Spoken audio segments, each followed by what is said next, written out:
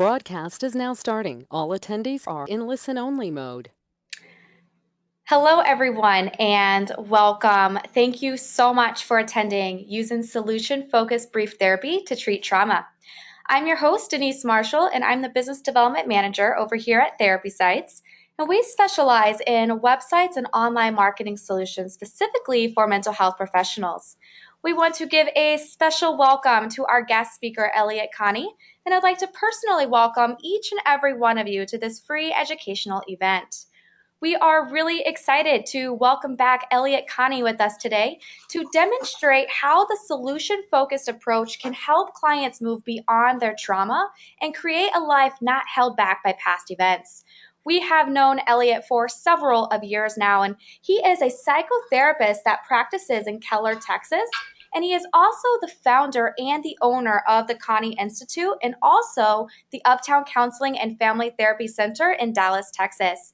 Elliot has worked with thousands of couples and families applying the solution-focused approach to help them move their lives from the current problems to their desired futures. And amongst all of the work that Elliot is involved in, you can catch him in his upcoming Solution-Focused University Conference, which is held in February of next year. Now, before I hand this over to Elliot, I did want to go over a few housekeeping items. We are going to be doing a live Q&A session at the end of the webinar. So if you could take a moment and look at the GoToWebinar control panel. On there, you'll see a questions tab. At any time you have any questions during today's session, please type those into that tab and we'll address as many of those as we can at the end. Also, after the webinar has concluded, we are going to do a quick survey. We'd really love to hear your feedback. All right, now that we've gotten all of that taken care of and out of the way, let's meet our presenter, Elliot Connie. Take it away, Elliot. Thank you, Denise. And I also would like to welcome everybody for joining in this webinar. I'm really excited to share some of these things today. This is kind of a different webinar or even subject matter for me. So I think I would like to start by talking about how I came to doing this work. Now, some of you may be familiar with solution-focused brief therapy, but one of the hallmarks of the solution-focused approach is we don't necessarily change what we're doing based upon the client's symptom or the client problem. In essence, in a solution-focused session, my goal is to identify the client's desired outcome, identify their hoped-for future, if you will, and do a description of the presence of that hoped-for future. And that would be true whether or not I was talking to a couple or an adolescent that's struggling with some sort of adolescent issue, some sort of teenage issue, or whatever it might be. I'm still trying to do those things. So one of the things that I purposefully have done is I never wanted to do a training or a book of solution-focused brief therapy with problem such and such and such and such, because like I just said, the solution-focused approach is what it is, no matter what the client's problem or symptom was. But I want to start by saying how that shifted for me and what caused me to get involved in doing work with solution-focused brief therapy with trauma, and then ultimately writing a book with a few of my colleagues that will be available in the spring of 2018. A few years ago, I went for the first time, I've now been several times, but I went for the first time to South Africa to teach. And I met a woman who was absolutely incredible. Her name is Jackie, and most of the people in South Africa have some sort of a history with trauma. And I'm going to say some things about the likelihood that our clients have been through a trauma later on in this webinar. But a lot of the people who have been through in South Africa have a significant trauma history. The crime rate was really high. The violent crime rate was really high.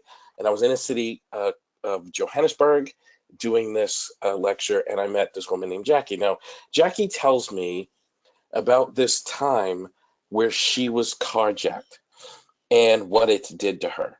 She said she pulled into her car park, is what she called it, her little garage, and she closed the door behind her to her car park and heard someone point a gun at her and say, "Get out of the car."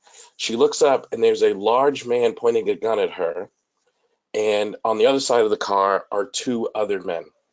And she gets out of the car, and the man is pointing the gun at her. She gets out of the car, and the man says, "We're going to take your car." And Jackie immediately panics. And she realizes, if I let them take my car, I'm never going to see my son again, who is strapped in a car seat in the back seat of that car. And so she starts trying to think, what can I do to ensure these people do not take my car? So Jackie says, the car, it's an old beat up car. You won't get much money from it, but you can have my jewelry, you can have my watch, you can have anything you want. Please just don't take my car. You can take my purse, my cell phone. The man paused for a moment while still pointing the gun at her, and started stripping her of her jewelry, her cell phone, her purse, her watch, and all these things. The three men get all of that stuff, and they run down the street away from her home, leaving her car and her son strapped in the back seat of the car. And obviously, that was a very traumatic experience. Oop, don't know why that happened. That was a very traumatic experience, and Jackie had a very hard time dealing with it. Her husband saw this interaction from the house, so he comes running out. Jackie collapses into her husband's arms, and things become really, really stressful for her. Jackie calls the police to report this incident, and in South Africa, the police are, the victims' crimes unit very strongly encourages people to go to therapy. And Jackie looks up a therapist, and she finds a trauma-focused therapist. And this trauma-focused therapist did something very, very problem-focused with Jackie. She asked her to envision the gun. She asked her several detailed questions about the presence of this trauma, causing Jackie to relive the trauma in the therapist's office. Jackie later tells me that I walked into that therapy session with a trauma, and I walked out of that therapy session with a trauma and an anxiety issue. I couldn't sleep, I couldn't eat.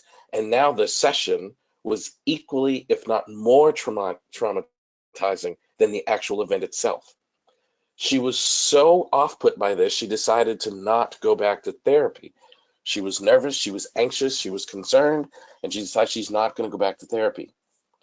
Later on, because she couldn't sleep and wasn't eating and was losing weight and was getting very, very anxious, her husband successfully encouraged her to try another therapist, and she accidentally, randomly finds a solution-focused brief therapy professional. She goes into that therapy session incredibly nervous and very anxious because she's expecting to re-experiencing the trauma just as she did in the previous session. So she tells the story of what happened to this new therapist. And the therapist said, that's a very difficult situation just described to me. And I'm sure it's causing you a lot of problems. But before we talk about those things, can you tell me how you remembered to be a good mother in the middle of this trauma experience? And Jackie said, for the first time, I realized I was not a victim of this trauma situation. I was a survivor of this trauma situation, because in the middle of this difficult situation, I was able to become and stay a strong mother, and in fact, save my child's life. She tells me that after that one question, that one interaction, it was as if the trauma and the anxiety left me, and I was back to being who I am at my very best. And hearing that story those years ago impacted me deeply. I mean, I was literally in tears as I was listening to that story, because I know that in the situations where I've worked, in our field, we spend a lot of time focused on the client's trauma and not the client's hope and resilience. So later on, when Johnny Kim, I should say Dr. Johnny Kim and Dr. Adam Frower and Dr. Jackie von Sifferbergs came to me and asked me to be part of the book project that they were conceptualizing Even though I didn't like the idea of writing a book about using solution-focused brief therapy with trauma, I thought it was important that we review how trauma is treated in our field and offer an evidence-based alternative that wouldn't put clients at risk of re-experiencing their trauma. And that's what this project, that's what this webinar is going to be all about.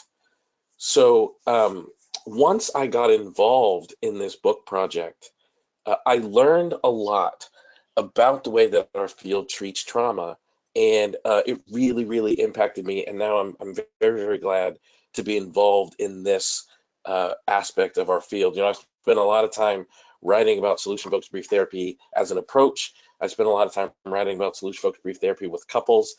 But what I learned through this process was pretty amazing. So the first thing I want to highlight is most of our field focuses on the trauma and the traumatic experience of our clients. In fact, many people are mandated to go through something called exposure therapy when they've experienced a trauma. And we take a different approach. We're going to focus on client hope, and I'm going to talk about how and why we do that here in a second. And then trauma impacts almost all of our clients. Almost all of us have been through some level of a traumatic experience, and there are high levels of comorbidity. So trauma coming with some other kind of issue. And trauma has physical aspects on our clients, in particularly neurobiologically. There are things that go on in the client brain as a result of trauma, and there are also things that go on in a person's brain as a result of hope. And again, we're going to focus a lot on how to use hope in the presence of a trauma and the amazing transformative process and capabilities that happen once you do that. And then there's something called hope theory by a guy named Snyder. Now, hope theory is a very, very powerful idea. Now, I don't have time in this webinar to go into the intricacies of hope theory, but basically what it says is when you have a goal and when you have hope to accomplish the goal, you start working to create pathways to get to that goal. And I'll give you a personal example to help solidify like what this means. So when I was a child, I come from a very traumatic background. My home life was quite violent and quite difficult. And as a result of that, when I was a young person, I actually began contemplating suicide. And even beyond contemplation, I decided that suicide was the appropriate option for me. I was probably about 10 years old or so. And one day, my mother was someone who was passionately involved in the church that my family went to. And my mother had taken me and my two brothers to church. Now, on this particular church day, I grew up in a place called Massachusetts. The church was taking a field trip to visit another church in New York. So we were leaving in the middle of the night so that we would arrive in New York in the morning. So we get on this big old bus and we're riding to New York. And then the bus breaks down. Now this is in the late to mid 1980s, so there's no cell phones, there's no map apps and that sort of thing. So we're in the middle of nowhere, in the middle of the night, pitch black, and the bus breaks down.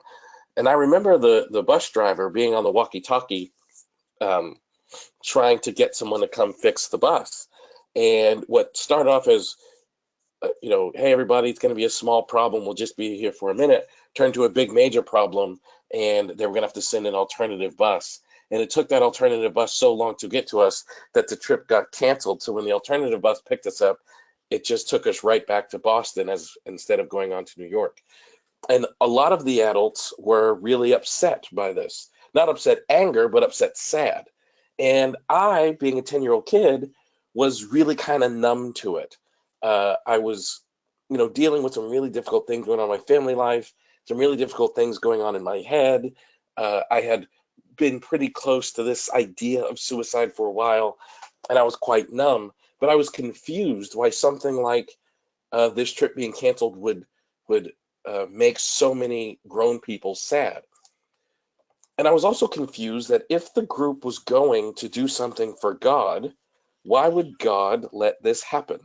Right? Just a random thought that a 10-year-old might have. So I turned to my mother and I said, Mom, why would God let something like this happen to a group of people going to do God's work? Because in my 10-year-old brain, God should protect those people, I was thinking, instead of allowing the trip to be canceled. And my mother said to me that sometimes God puts people through difficult things to prepare them for something later in life. Now, I'm sure my mother didn't know this at the time, but that statement saved my life. It gave me hope, and it began to create a pathway. Because for the rest of the bus ride, from wherever it was we broke down back into the city, I was thinking, if that's true, then I have to wonder, what is God preparing me for with this difficult childhood that I am going through? And I had two thoughts, and I will never forget this, and now how it relates to hope theory.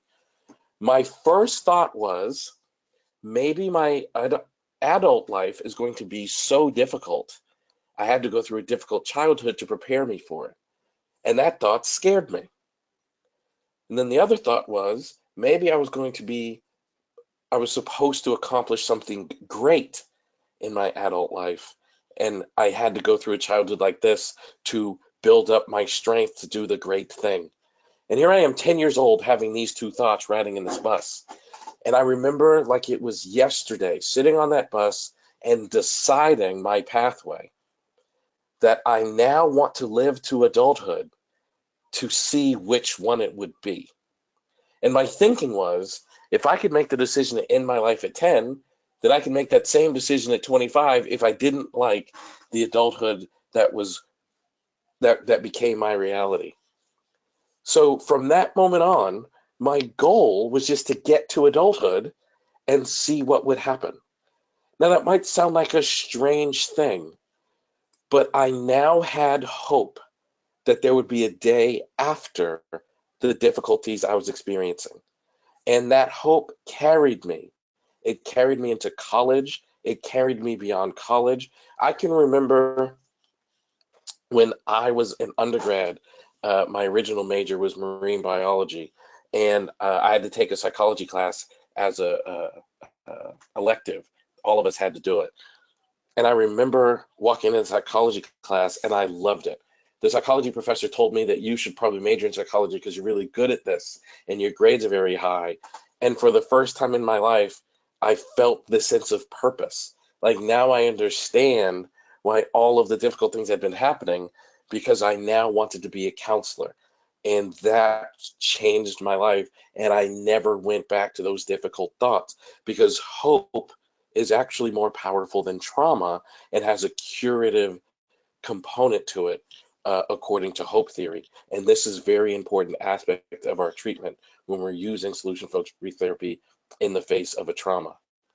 Now, there's a lot of research. Now, this might sound counterintuitive to everything that we've been taught, because again, most of us in the field focus on the trauma, but there's a lot of research. So the first thing I'll say is it is now safe to say that SFBT is an evidence-based approach. There are currently 8 meta-analysis studies, which is a lot. There's over 100 randomized control studies. All consistently show that SFBT is effective, and often more effective than treatment as usual, and always in fewer sessions. And SFBT makes very different assumptions than other approaches, CBT being an example. See, CBT would assume deficit, assumes problem, so it can go about addressing the deficits and addressing the problems. But in solution-focused brief therapy, we assume strength and we assume resilience. And most importantly, we assume the client has a hoped-for future, even if that is hard for them to articulate at the time of the session. Just last night, I was working with a couple where there was an infidelity issue. And I asked the couple, what are your best hopes from our talking, which is our single most important question. Instead of saying what brings you into therapy, which would lead the client into talking about the trauma and talking about the problem in ways that may or may not be useful, we start with identifying the hoped for future by saying, what are your best hopes from this conversation? And this particular couple, the woman said that she'd like the relationship to stay together, and the man said he had no idea how to answer that question. He said he'd seen multiple therapists with his wife before, does not always experience that therapy is useful, and he does not know how to answer that question. But I have to assume, even though you're having a hard time answering that question, I have to assume that you do, in fact, have a hope for future, which caused me to say, well, since you are here and you decided to come into the therapy office, what would be the type of outcome you'd be pleased with if it were to occur? And he said, I would like to be happy. It's okay. So if after our talking, you felt like you were happy and your life was moving more towards happy, would you be pleased? And he said, yes. The wife says yes. And now we start having a conversation about the manifestation of them being happy. By the end of the session, right there in front of my eyes, you wouldn't believe the transformation this couple went through. And I would absolutely consider that the infidelity that occurred in this couple, the woman experiences very traumatic. But because we didn't spend the entire session, or any of the session actually, talking about the infidelity and talking about the trauma, the end of the session was so profoundly different than the beginning of the session. The woman even remarked she couldn't believe she felt like this at the end of a therapy session. But it's guided by the very different solution-focused brief therapy assumptions that we make when we're doing this work, and how different those assumptions are from treatment as usual. So I want to go over 5 keys to using SFBT in session. And the first one is language matters. So as a clinician, I must be purposeful and intentional about what I choose to make important in the session, what is amplified and what is not amplified. So an example, if I'm working with this couple and there's been infidelity, I say, what are your best hopes for our talking? And the woman says, I don't know what I want to get better. And the husband says, I don't know what I want to get better. Or they say things like, we don't want things. One person says, I don't want to be in this relationship. The other person says that they do. It's got to be very important to me that I amplify the proper things, because those are the things that are going to grow throughout the session. So if I accidentally amplify the trauma, then I may accidentally injure or cause the client to re-experience the trauma. So an example of that is not too long ago, I worked with a couple, and the woman had been sexually assaulted over the course of years in her childhood. And in her teenage years, she became, which happens commonly when this occurs, she became promiscuous. She realized that sex was like a way that she could cope with being sexually assaulted. She became promiscuous. And then in her adult years, she became the exact opposite. Sex became something she used to control people, and she was very not sexual and did not respond well to affection. Well, now her husband is in my therapy office saying, I just want to be able to touch my wife. And the wife says, I'd like to be able to be touched too, but it's hard for me. So if I make language choices to focus on why it's hard for her, then I'm going to amplify the potential trauma. But if I make language choices that amplify the fact that she still wants to be touched, and I'm going to say things like, so if you woke up on a day where touching was more likely than not in a way that was right for you, what would you notice? Then her responses, excuse me, become about the touching and not about the problem to the touching. And ironically, with that couple, about 2 months later, they both reported that there was a dramatic increase in the affection, which led to a dramatic increase in their intimacy and her having her first child. She was now pregnant with her first child. And to watch her tell me what it was like to be able to become a mother when she didn't think she was going to be able to because of the way she responded to being touched, that's the kind of stuff that makes being a therapist worth it. Like, that's the kind of stuff that makes you get out of bed and run into your therapy office and do this job. I mean, that's what you dream about when you're in graduate school studying to become a therapist. And those are the moments that are important. But you have to understand it's your job to make very specific, clear, and in some cases, difficult language choices to amplify the right part of the conversation. And next, the questions matter. Solution-focused brief therapy is a questions-based approach. So this process means I have to become very skilled at crafting questions that invites the client to describe the present of their desired outcome as opposed to the presence of their problem. Now, a big common question, and I bet some of you out there are thinking it, but what about those clients who want to talk about the problem? What about those clients who are steeped in the problem? I was just doing some teaching this past weekend in Atlanta, and that was the first question someone asked me after I did a live session demonstration. What about clients who want to talk about the problem? See, this goes back to the assumptions we make as solution-focused brief therapists. I actually don't think that clients want to stay steeped in the problem. That thought really doesn't make a lot of sense to me. But if I've had a trauma experience, then I only have language around the trauma experience. So when the solution-focused brief therapy professional asks about hope, then they don't necessarily have the language for hope, right? Sometimes when you work with couples, to give this an example, if I say, what are your best hope from our talking? And this happens with all clients, I'll just use couples as an example. They give you a not answer. Like, what are your best hope from our talking? We don't want to fight anymore. We don't want to be thinking about divorce, right? They give you not responses. And that's because they've been thinking about the problem and the symptom for so long, they haven't thought about what they do want, right? We've only been thinking about what we don't want for so long. And we have to become very skilled at crafting questions that continue to invite the client to describe what they do want, even while they're having a hard time thinking about it because they spent so much time focused on the absence of the problem. To do this approach, I have to help you focus on the presence of the solution, on the presence of what is most desired. So I will tell you, the single most important word in this process is the word instead.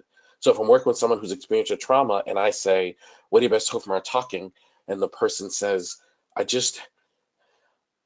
don't want to feel like this anymore. I don't want to be anxious anymore. I don't want to be crying anymore. Then I have to be able to ask them questions like, suppose we are able to get that accomplished. What would you like to be doing instead? And you're going to watch them struggle with that question. You're going to watch your client really, really wrestle with how to answer that. But that wrestling is actually the important part because that's their brain forming new neural pathways to be able to create a new reality. So they have to be able to struggle with those questions. And once they start describing and telling you what they'd want instead, that's where the magic of this approach really, really is. Number 3 is hope is important. Now, this may seem obvious, but cultivating hope in session can be hard, but it is very, very crucial. And it's important for the professional to use this approach to always lead the session towards the client's hoped for future. Now, sometimes you work with clients who've experienced a trauma. Just like I described my own personal life, the reason I was in such a dark place, it wasn't necessarily because I didn't have hope. It was because I couldn't see a world where the violence that was going on in my life was not happening. I honestly, if you had talked to me when I was 10 years old, I honestly had a very hard time thinking about the world beyond violence. I didn't know that my life could exist without fear, anxiety, and violence. That might sound crazy, but I didn't. So if someone were to do therapy with me and they say, what do you hope for? It's going to take me a minute to be able to articulate a world to you where I don't think there's violence happening to me. But it's so important that the professional hang in there and ask clients questions that involve that level of hope and that level of change, because people who have hope live a different life than people who do not. And people who have hope that they can overcome their trauma are much more likely to make changes in line with overcoming that trauma. People who have hope that they can become the person they were before the traumatic event are much more likely to make changes to overcome the trauma, right? Like I was thinking about a client I saw it was a couple of years ago now, who had been through a very, very, very violent sexual assault. And she said, I don't think I will ever be able to be the person that I was before this event. I think this person killed her, is what she said. And I would ask questions like, what parts of you are still in there that are having a hard time coming up because of this event. And the client would say, I know I'm still in there, but I'm not sure she's ever going to be able to come back up. And I would just say, and what parts of you are still in there? And how do you know she is still in there? And the more she described herself being this person, the more she was able to manifest that and then ultimately overcome her trauma. And probably the greatest moment of this client's life, and again, it was another one of those moments where, like, I'm getting goosebumps now even talking about it. Another one of those moments where it's like, this is what I dreamt of when I was a student in graduate school. Was a year later after that session, this person had to come up with the strength to testify in court against the person that assaulted her. So when she came to the session after that, and I asked her how she did it, she said, because I didn't want him to win. So I had to find the strength of who I've always been so that I can let him meet the strong version of me. And then I could do it. And it's just one of those things that, I mean, in that session, we were both crying, but I knew that I had just met the strong version of this client. And imagine what that must be like to know that I've gone through this incredibly violent sexual assault, but I still have my strength. The perpetrator didn't take the essence of me away. That young lady gets to live the rest of her life knowing that, yes, I've been through something difficult, but I still was able to become myself. I was still able to maintain who I really am. And you have to trust the client. And I don't mean trust as in like believe everything the client says kind of trust. I mean trust that your client can come up with the answers to the questions you're posing to them in a way that could benefit them. Now, look, human beings are not designed to sit with people while they're struggling easily, right? It's why, if you see someone with a runny nose, you offer them a Kleenex, right? It's why if you see someone coughing, you offer them a glass of water. So it's also why if I ask you a question and I notice you're struggling to answer my question, I want to offer you an easier question. But please don't do that. I want you to resist the temptation. Do not save your clients. Let the question do its work, because it's oftentimes that struggle is where the client finds their strength. When you are asking solution-focused questions, it's very important that you ask questions that produce responses that the client hasn't heard themselves say before. One of my closest friends, a guy named Chris Iveson, who practices in London, he says a client doesn't need a solution-focused therapist. They need to hear their own answers. But in order to hear their own answers, they have to hear different questions. So when we ask these different questions, you have to be prepared. The client is going to struggle, but you have to try not to offer them an easier question. Let them struggle to come up with the answer, because once they come up with the answer, their lives are never the same. Think of your questions as a personal trainer, right? If you hired a personal trainer and that personal trainer says, I'm going to put a bunch of weight on this bar and I want you to lift it, the personal trainer wants you to struggle because they know you're using your muscles in a different way if you struggle. If that personal trainer, every time they saw you struggle, reached down and helped you lift the weights, your muscles are not going to grow. And in solution-focused brief therapy, it's the same thing. Our questions are like the weights, and we have to let the client struggle with them, because when they're struggling, we know they're using their language and their brains in different and new ways. And if we reach in and help them lift the question, we're not going to be having an impact on them in the desired ways. And then lastly, number 5, I'd like you to trust the process. And it's tough. Like in sessions, it's really, really tough. You're going to have this urge not only to offer your clients easier questions, but you're going to have this urge to abandon doing solution-focused brief therapy and go off and do something else. You're going to have this real temptation, and I'd like you to resist it, because when you do, oftentimes your client just needs another question. Now, people often say, but Ellie, what do you do when you don't think solution-focused brief therapy is working? And that's a real hard question for me. As I showed you earlier, there is a body of research supporting the use of solution-focused brief therapy that is already massive and growing quite quickly. So I know what I'm doing is supported by science. but it would never really dawn on me that the session is not working, because very often a solution-focused session doesn't really look like it's working because the client is struggling to answer questions. But to this day, I've been practicing this approach for over a decade. What still blows me away is what happens between session 1 and session 2. It is absolutely remarkable. And I want you guys to trust the process and just stick to the solution-focused question asking process. I cannot tell you how many times I've been practicing solution-focused brief therapy, and the session didn't seem to be going very well. In fact, at the end of the session, if you had asked me, I'd be quite confident that that client is never going to come back into my office again. But then they come back a week later and tell me their entire lives have transformed, because these questions and this process really is powerful. So I encourage you to trust it and go along with it. So those are the 5 keys to using solution-focused brief therapy with clients who are struggling with trauma. And I mean, using solution-focused brief therapy at all, but also with clients struggling with a trauma.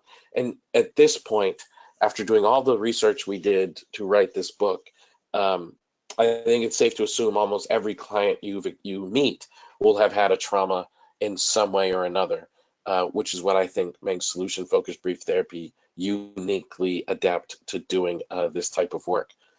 So I have 2 gifts for you for participating in this webinar. The first one is I put together a list of solution-focused brief therapy questions, 101 solution-focused brief therapy questions, so that you could use that list as a reference in your therapy sessions.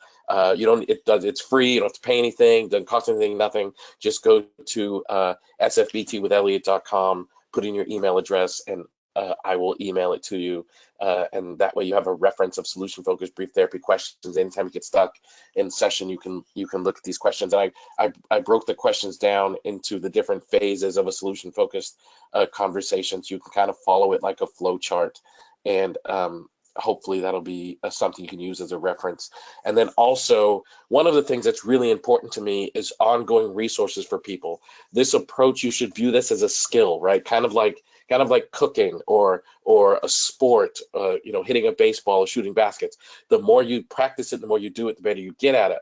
So participating in webinars like this, you need ongoing training. So I have an online training community known as the SFU. And for anyone watching this webinar, even the people who couldn't watch live, if you watch after the fact, I'm going to offer you a free trial membership in the SFU. Just go to solutionfocusedbrieftherapy.com/therapy sites and take advantage of this free trial membership. Now you only have 24 hours. It's a 24-hour offer. So go there quickly and take advantage of the 7-day trial. Even if you're watching on a recording, you have 24 hours. Within 24 hours of watching this video, go to solutionfocusedbrieftherapy.com/therapy sites and take advantage of the 7-day free trial membership, and cancel at any time. If you want to stay a member, it's a very low price for months going forward. No contracts. You can cancel at any time. Or if you want to cancel during the free trial membership, you can. I just wanted to offer people a resource that would help you learn and practice solution-focused brief therapy going forward. It's important to me. I don't just do lectures like this so that people can just hear about solution-focused brief therapy, one time. Or I really want you to be able to use this and implement it in your work. So that's why I created this online community, and it's got some, a membership-only dashboard and a private members-only Facebook group. And once a month, we upload loads of training material, and it's been going on now for about a year. So there's a year's worth of monthly content. You get full access to all of it during the 7-day free trial. So within 24 hours of watching this video, even if you watch this recording, just within 24 hours, go to solutionfocusedbrieftherapy.com/therapy sites and take advantage of it. This is, we only open membership to the SFU once a year, so membership is currently closed. I'm just really appreciative that you would spend this time with me in this webinar. So this is the only way to become a member, is go to solutionfocusedbrieftherapy.com/therapy sites and take advantage of that opportunity within 24 hours of seeing this. Because if you don't come in this way, you'll have to wait until the once once a year we open membership to people. So thank you guys so much. And I think we're going to take some questions now. Is that right, Denise? Yes, thank you so much, Elliot. We really so appreciate you sharing that information with all of us. And we are going to do a live Q&A session. So if all the attendees can please utilize the questions tab, and we will get to those really soon. But on behalf of Therapy Sites, I just wanted to take a quick moment and give a special thank you to everyone for joining us. And we would like to extend a special offer of 3 free months of website hosting to new customers. That's a $177 value with no contracts or setup fees. So if you are interested, please just simply email me at denise@therapysites.com. But Elliot, we did have a lot of questions come in, so let's go ahead and jump right over. The first question, and it's real quick, what was the Hope Theory's author? His name is Snyder, or maybe even her name. I can't remember the first name. And they are a professor at the University of Kansas. Great, thank you. You're welcome. And this question got asked a couple of times, and it is, what if the client answers that they have no hope? Wow, that's a good one. So again, we always make the assumption that there is hope. So if the client says they have no hope, and I actually have a video of a client saying they have no hope. I said, what are your best hopes when we're talking to clients that they have no hope? That video is actually available to people in the training community, as a matter of fact. But the client says they have no hope. And then my response is, if I had asked you that question at a time in your life when you did have hope, what might you have said? And then the client responded by saying what their hope would have been. And then that turned out they still had a little bit of that hope. And then that became what we built the conversation on, and we went forward.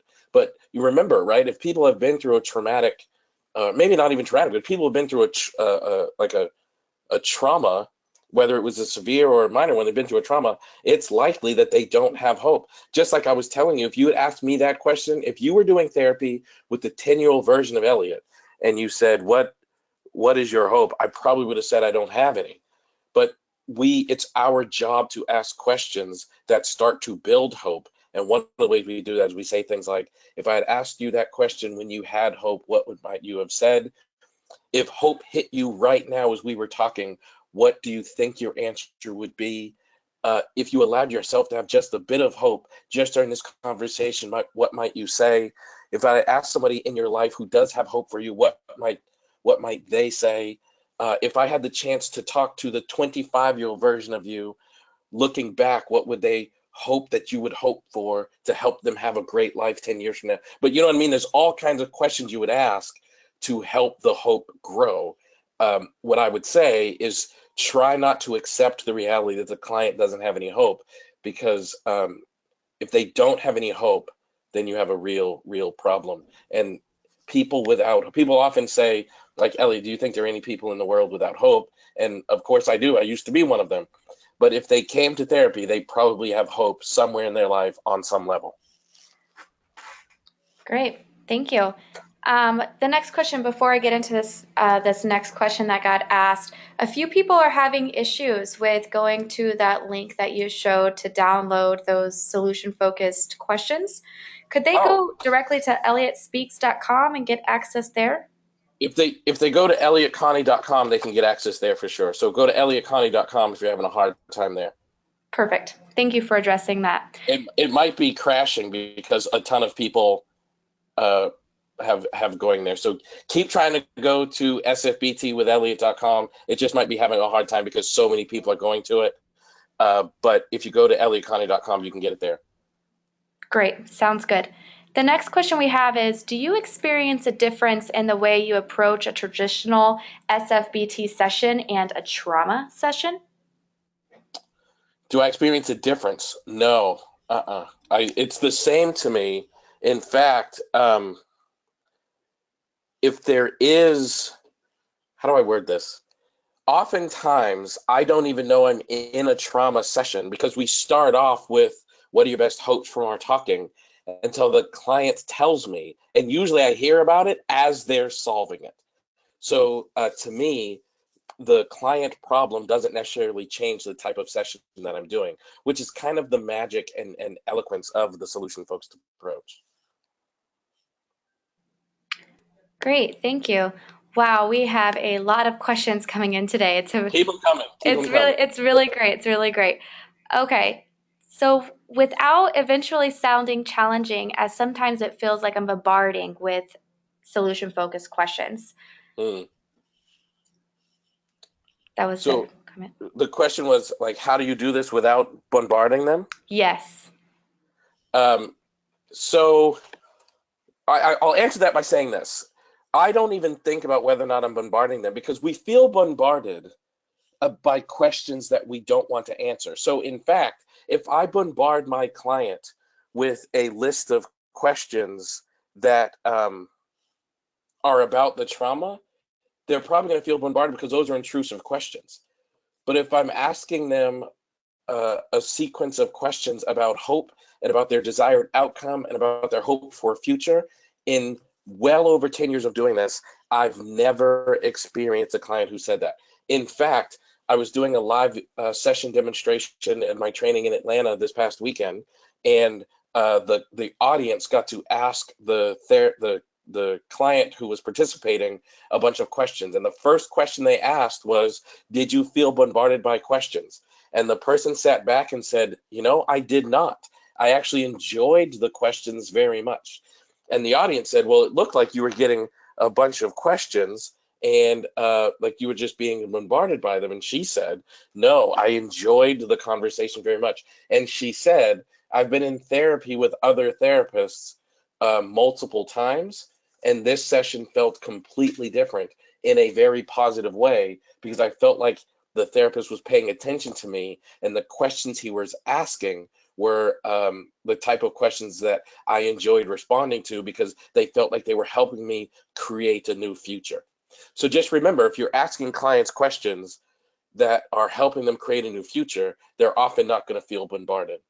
And I will say the website, smptwithelliot.com, it was crashing because so many people had gone there. Keep going there.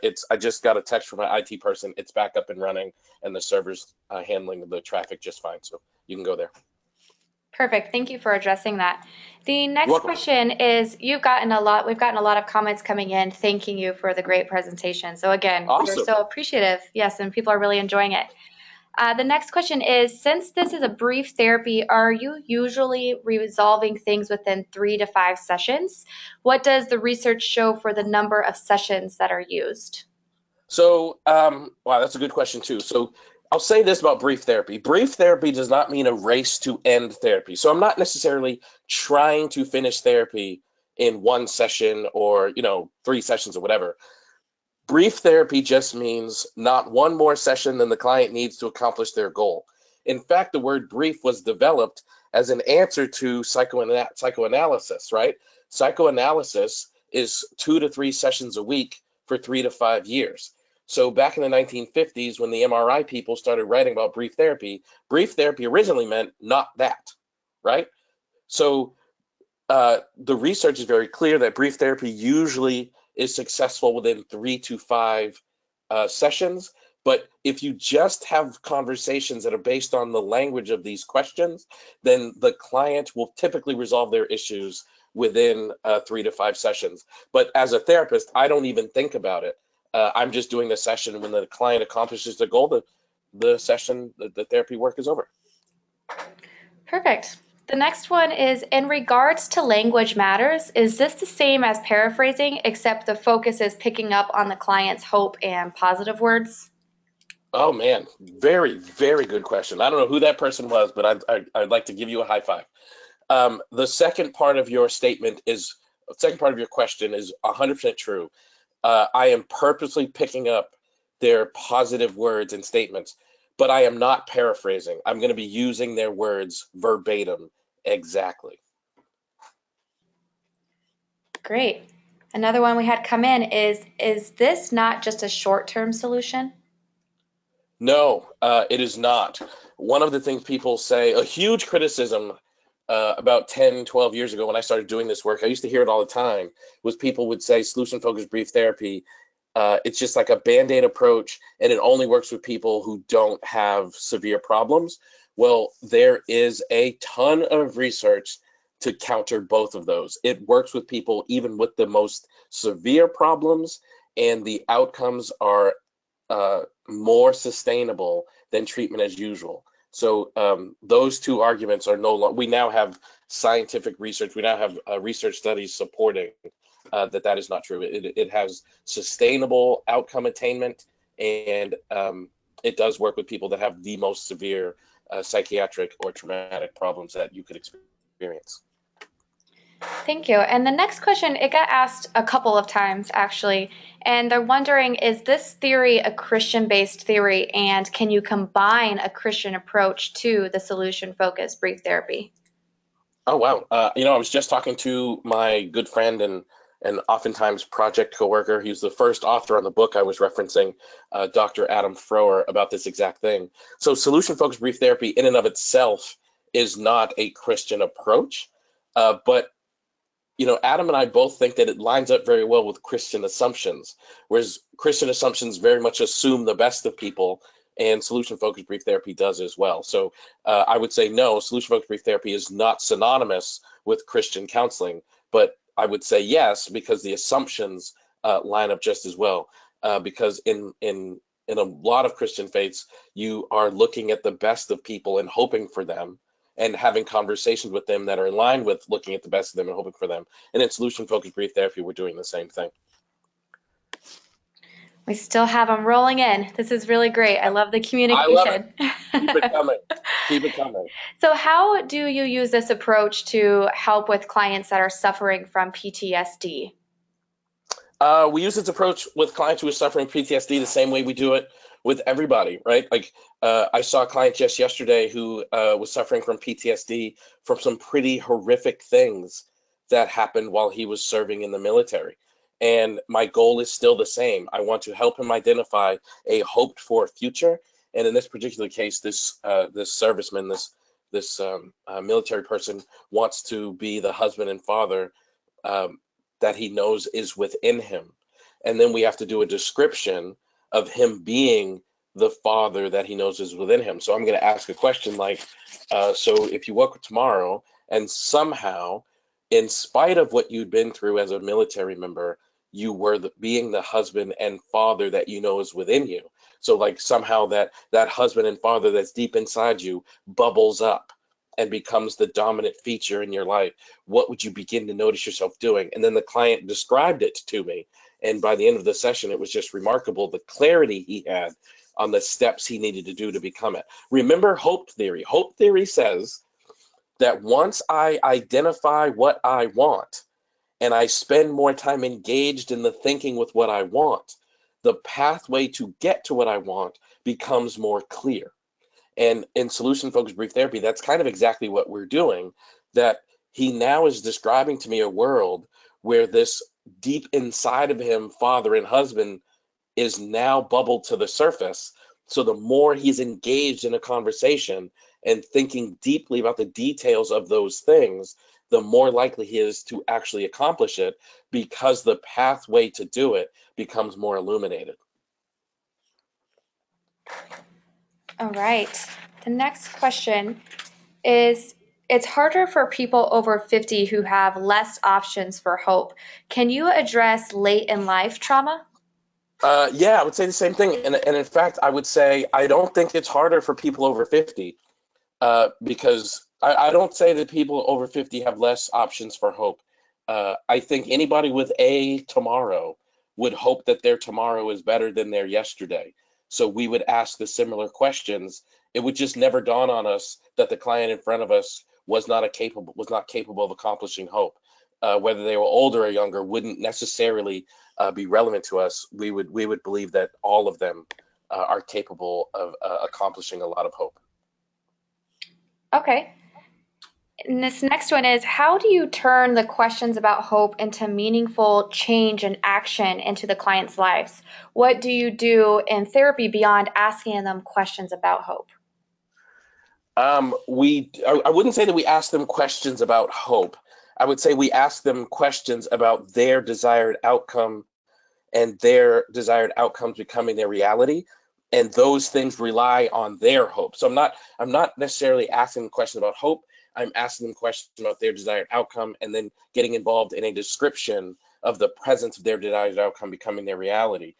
And how do we turn those into action steps? That happens through the description process. And that's the part that's a skill and requires practice. And to be quite honest with you, the client does most of that work than we do. When I was in graduate school, and I'm sure most of you watching this have heard this, our professors would often tell us, don't work harder than your clients. And I think in this approach, we take that to a whole nother level. I think we ask our clients to work just as hard as we are. Now, I'm going to work really hard at my job of professional, at my job of question asker, and our clients are going to work very, very hard at their job of client. And since they're the ones who are going to have to make the changes happen, we rely on them for what the changes will be. We rely on them for the pragmatic steps to accomplish that change. And that's the part that requires practice. And that's why I want to give you guys as many resources as possible. There's no way you can sit in on an hour-long webinar such as this and really hone in and master this skill. So that's why I really want you guys to go to solutionfocusbrieftherapy.com/therapy sites and take advantage of the SFU and the training material in there. Like, I think it's going to blow you away what's available there. And I want you to be able to take advantage of the free trial. Just remember, within 24 hours of watching this is when you have to do it. But if you really want to master this approach, you have to join a community and you have to have continual access to training material. And that's what I hope that you guys would take advantage of.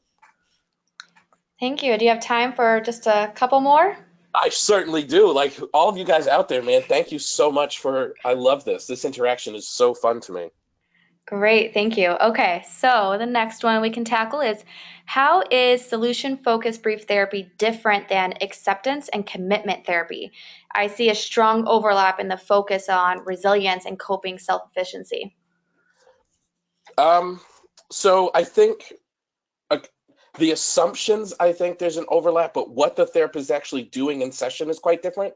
And I think solution-focused brief therapy's reliance on questions and reliance on descriptions of the presence of the client's desired outcome is what makes solution-focused brief therapy so different than acceptance and commitment therapy. And other approaches that people say are closely linked, like motivational interviewing and things like that. It's the non-expert stance of the therapist in this approach, where we're just asking questions about the presence of the client's preferred outcome, and we're relying on the clients to develop their own strategies and steps for change. And how we do that makes this approach so different. Great. How can you apply the solution-focused brief therapy approach with clients who are living with a terminal illness? A similar question has been asked a couple of times. Man, it's hard for me. It's hard for me to answer that without crying, actually. So if you hear my voice get a little wobbly, it's because I worked with a very special family. So this is a personal question to me. I worked with a very special family where the mother in the family was diagnosed with a very serious version of cancer. And the therapy was the same because she had tremendous hope. And her two hopes was she wanted to die well, and she wanted to leave her husband and children in good hands. And one of the greatest honors of my career, one of the greatest honors of my life, was working with that woman as she lived the last months of her life in a higher place. Another way that is very personal to me is in one of my online training courses. God, I didn't expect to get emotional. In one of my online training courses, there was a woman, and it was an intensive course. It was a 16-week course. There's a woman who took the course, and in the middle of the course, she got diagnosed with brain cancer. And like halfway through the course, she just disappeared. So me and the co-teacher of the course sent her an email, and that's when she disclosed to us that she was diagnosed with this serious brain cancer. And so about 6 months goes by, and we do the course again, and we noticed her signing up. So we sent her an email. We said, are you okay? And she said, no, I'm not okay. I probably am not going to live much longer, but using this approach helps me so much. I want to participate in this course. And she passed away halfway through that second course. Um, so I guess that was a personal and emotional and long-winded way of saying we do it the same even with people who are at the end of life, because they still have hope and they still deserve to be able to live the last few months, years, or whatever of their life at what they think would be at their very best and most optimum. Wow, that's powerful. Very powerful. I think we have time for two more questions. We still have a lot of questions coming in, but let's take these last two questions. This first one is, and I hope I'm saying it correctly, what about DID clients? Yes. So DID, it's such a rare, not something that we in our profession encounter so often. So it's not something that I have a lot of experience with in my practice. So I don't know that I can answer that as articulately as I'd like to. But what I can say is the research is very, very clear that solution focused is effective. So any client that came to my office, that's what I would do, solution focused. All right. And what about using this model in a group setting? Can you do Oh, this? yeah. Can you do that? Absolutely. One of the places that solution focused brief therapy has been most researched and found to be most effective is in the treatment and in settings of group therapy. And it's really, really interesting. It's really, really fun, actually. And you run those sessions the exact same way. So the groups that I've done, I don't do groups much anymore because I travel so much that I can't be in my office, every Wednesday or every Saturday or whatever the date would be for my group. But we start the groups the exact same way. What are your best hopes from the group tonight? And like on a whiteboard, we make a list of everybody's responses, and then we just do a description as a group. It's actually a quite profound thing. There are several books about using solution-focused brief therapy in group settings, and yeah, it's a very, very effective way to conduct group interviews. Wow. Well, thank you so much, Elliot. That is all of the time that we do have for questions. But if you're still here and if you do have any more questions for myself, I can be reached at denise@therapysites.com. Let me know if you would like to take advantage of those 3 free months, or if you have any questions for Elliot or would like to speak with Elliot directly. His info is on the screen right there. He also has a very insightful and informative newsletter that I do recommend signing up for. And also, he had mentioned getting that instant access to the 101 solution focused brief therapy questions. So you can find that on his website. Do recommend checking that out. Thank you all so much for being here today. Again, thank you so much, Elliot. It was really great having you back and sharing your expertise. Of course. Thank you so much for asking me to do it. Thank all of you for participating. Thank you guys all for asking questions. And please, I make these resources available because I don't just want you participating on webinars or things like that. Like, I really want you to be able to use this with your clients and master it. So please go to sfbtwithelliot.com and download the resources I have available for you there. And please take advantage. There's really no learning community like the one that I've offered you here today. So within 24 hours of watching this video, even if you're watching on recording, go to solutionfocusbrieftherapy.com/therapy sites and take advantage of the 7 days of free trial membership. I don't think you'll regret it. And for me, it's all about clients getting better treatment, and it's all about the professionals in our field getting better training to be the best clinicians and professionals we could possibly be. So I really hope you guys take advantage of those resources. And any questions, anything you guys have, feel free to send me an email. I'm willing to do just about anything to help people master this approach because what I've seen clients do in my office blows me away, moves me to tears, touches me deeply. And I want to make sure that other clients have access to this and other professionals have access to training material so that they can experience it too. Thank you so much and have a wonderful afternoon, everyone. Bye, everybody.